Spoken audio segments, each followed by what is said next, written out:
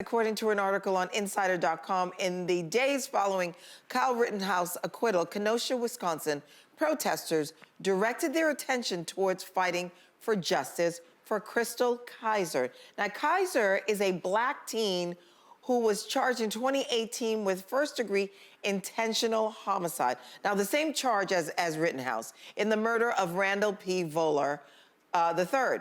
Kizer and her supporters claim she was a sex trafficking victim.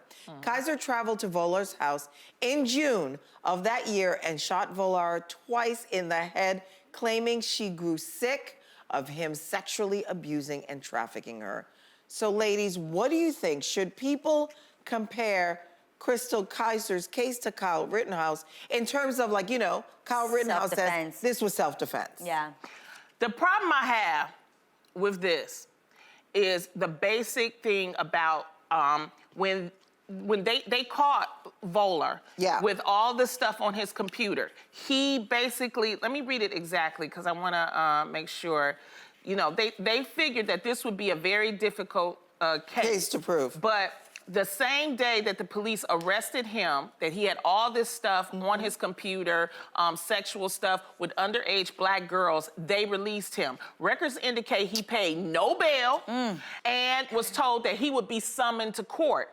The court summons never came. He spent $20,000 to hire a criminal defense attorney, but 3 months passed before the police sent the case to the district attorney's office. The file showed what was found in his home, hundreds of child pornography videos featuring girls to be as young as 12 and more than 20 home videos of underage black girls. So the point is they arrested him, let him out the same day. She had to take things into her own hands. Absolutely. I executive produced a movie that I also starred in about sex trafficking.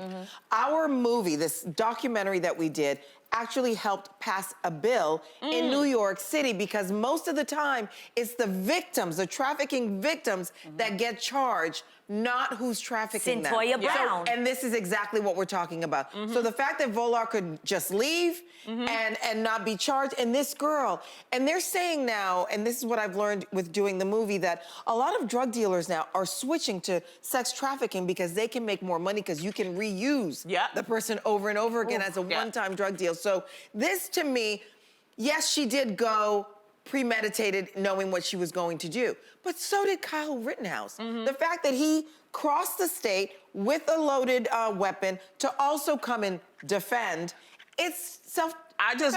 I don't know.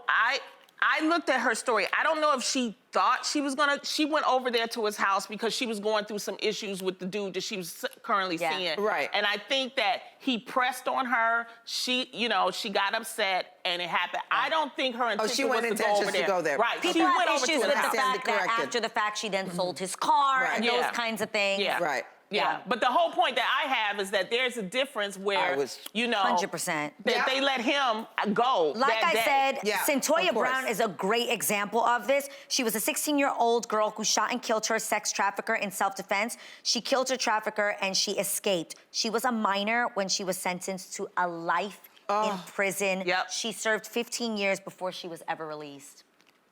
We got to do something because it's not about the broken system. We have to look at these people that are actually the perpetrators that are doing it, and they should not be let off. He should have never been let off in the first place, and he might have been living. Absolutely.